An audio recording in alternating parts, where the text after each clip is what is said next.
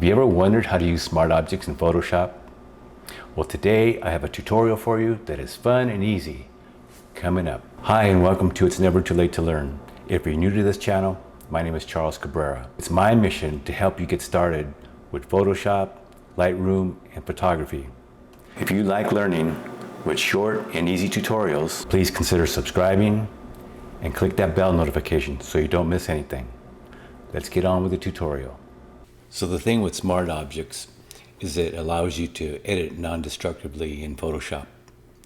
By that I mean you can go back and make changes if it's a smart object. Now, a smart object is like a container, and you can put images, adjustment layers, anything in that smart object, and that you're going to be able to go back and change any one of those objects in the smart object. There's a couple of ways to open your photo as a smart object in Photoshop. So we're going to start off in Lightroom right now, and let's say we're going to make a minor adjustment here in Lightroom. I'm going to drop the exposure a little bit, and I'm going to right click on this image, and where it says edit in, I have all these options. Instead of editing in Adobe Photoshop, I can come down here to what says open a smart object in Photoshop. So here in the layers panel of Photoshop, the image came in, and this little symbol here means that it came in as a smart object. So here in our layers panel in Photoshop, if you double click on this image, what comes up is the Camera Raw dialog. Now this panel right here looks very similar to what it looks like in Lightroom, because it's the same controls here. And if you notice the exposure, I had changed it in Lightroom and it came over with the photo. I'm going to make some changes here. I'm going to make the temperature a little bit cooler, add some exposure, a little bit more contrast, add some blacks, a little clarity, maybe some vibrance, just some quick adjustments here.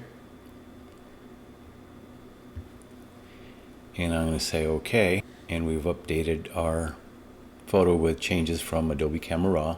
But because it was a raw image and we brought it in through Lightroom that way, we were able to click on this smart object, bring up Camera Raw, make our adjustments, and go back in. I'm going to point out something down here, this link. What it's going to allow us to do is when we bring in a photo from outside of Lightroom into Photoshop, we have to make sure that the setting is open in Photoshop as smart object. Make sure that's clicked and say OK. If you're not using Lightroom, what you can do is drag your photo into Photoshop, and because it's a raw file, it brings up the Camera Raw dialog. And down here at the bottom you can see where it says open object. You click on that and it will bring you into Photoshop as your smart object. Because it's a raw photo, it's going to bring up this dialog here in Camera Raw. And down here right now, if you don't have this option checked, open in Photoshop as smart object, if it says open image here and you don't want to change that setting, you can click shift and click on the open object, and it'll open it as a smart object. So I recommend having this option checked here, open in Photoshop as smart object. Click on open object, and here it is open as a smart object. You can double click like we did before. Go back in and make your adjustments.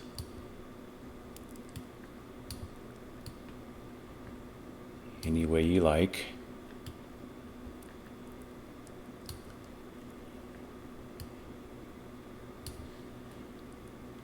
Click OK.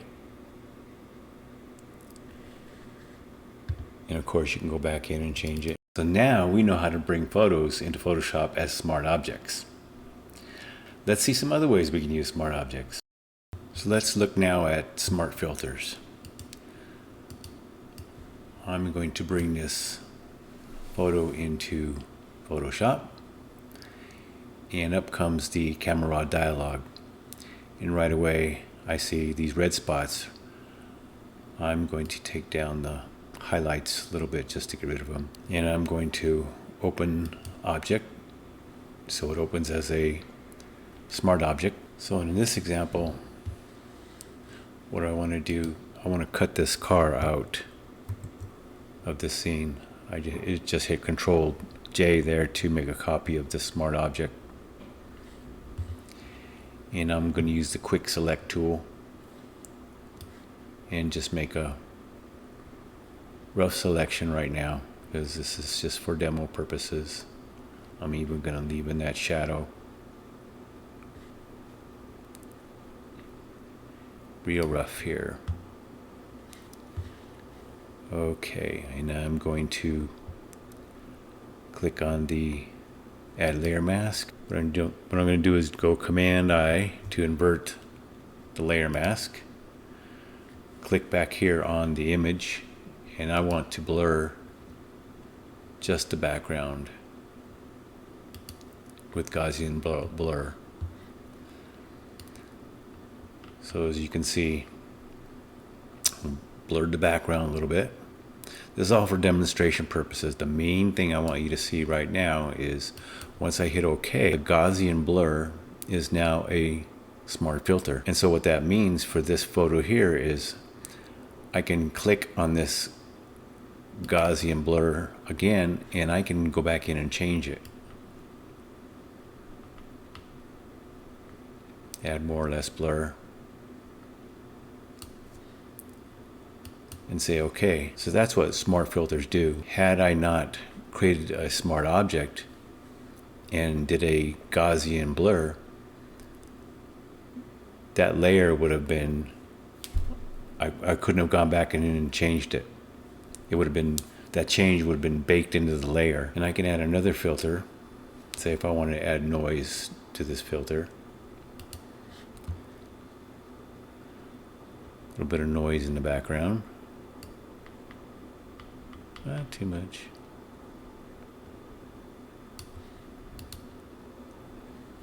And see, that was too much. So I can click on it again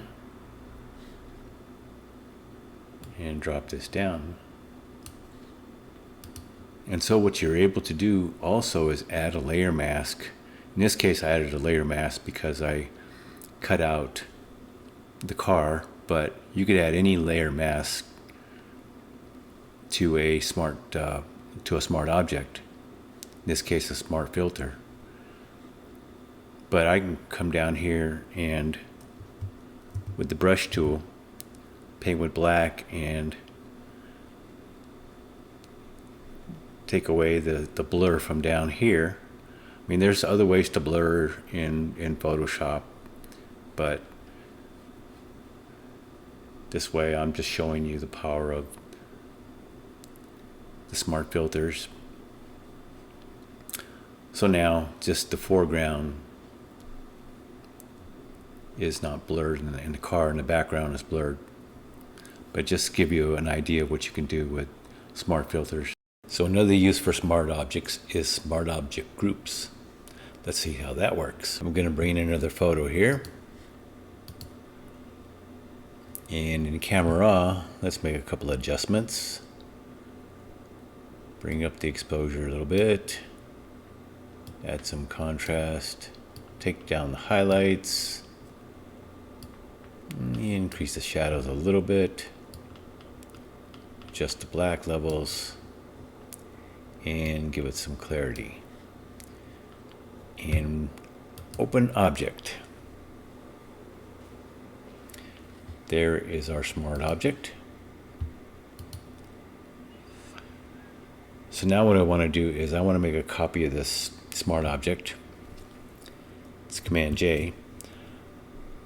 And this is a good time to show you what happens when you duplicate a smart object and you're not careful about what you are really looking for, because there's something to look out for. So if I double click on this copy, and just for the heck of it, I'm going to really exaggerate this exposure, and it's to 1.5. I'm going to say OK. And now if I go down to the original layer that I brought in as a smart object, it is also 1.5. So when I did a copy and then I changed the copy, it reflected back in the original layer that I brought in. So it's the same smart object. If that's what you're trying to do,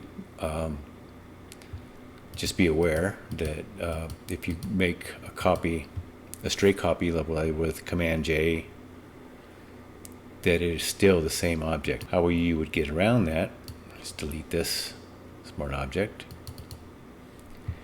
And I'm going to go back in here and put my exposure back down. But now if I right click and say new smart object via copy, go up to the copy and increase the exposure to 1.5, say OK. It has not affected the original layer that I brought in. So that's how you would make a unique copy of your smart object. So just be aware and what your intentions are with the smart object, how you want to use it. So let's get back to the smart object groups. I'm going to make another copy of this layer, Command J. And now what I want to do is add some adjustment layers. Let's do a hue saturation. And let's do something with the greens in the photo. Let's take them down a little bit. Okay, I can go to the yellows. Increase those a little bit. And now maybe do a curves adjustment layer. Make a little S curve here, give it a little contrast, just a little bit. And maybe I would like to selective color adjustment to the blues. And let's see, add a little blue. So now we have all these layers plus the copy of the original smart object. So if I do shift and click, I've highlighted all these layers here. Right click and say convert to smart object. And now I have all of those layers in a smart object. So when I click on it, double click on the smart object, here's all the layers that are in that smart object. Remember earlier I was saying that a smart object is a container and it can have many things in it, many different adjustment layers and other images. And so you can go back in and change any of these things that you want. And let me show you up here. When I open the group smart object, it opened another file, basically .psb file. And so this is all the layers in that file. So after I make my changes, whatever they might be, all I have to do is save it, and when I close it, my beach layer is all intact. If I turn this layer off, you can see the change that is in that beach smart object. So grouping it like that just allows you to go back at any time and change all those layers within that smart object, keeping everything together. So now let's see how we can transform a smart object non-destructively. So with smart objects, you can scale, resize, and warp a layer at any time without losing resolution or quality. And let's start by coming up here to File, Place Embedded, and we're going to get this photo of flowers and bring it in as a smart object, and we'll move it up here. We'll bring in the same file as another smart object for right now, and let's place this right about here. But with this top one, we're going to make it into a regular layer by saying rasterize layer. We'll call this no smart object.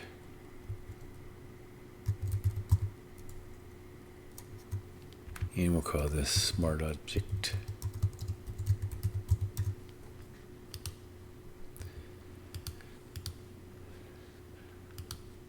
So now what we're going to do is we're going to select both these layers,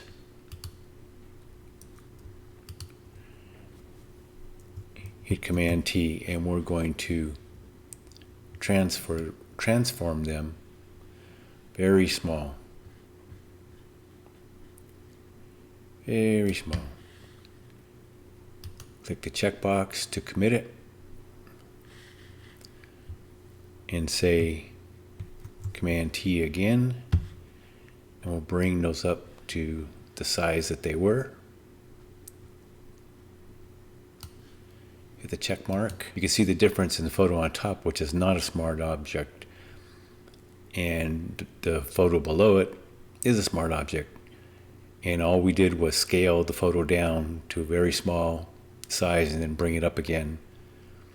And you can see that the smart object retained its quality and its resolution. So when you're bringing in a photo, a lot of times if you know you're going to be sizing it and resizing it, it's a good idea to make it a smart object. So there are a lot of ways that you can use smart objects in Photoshop.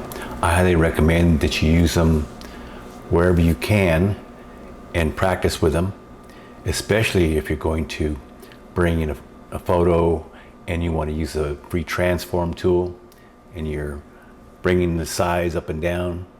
You're going to be glad you did, because you're going to retain your image quality.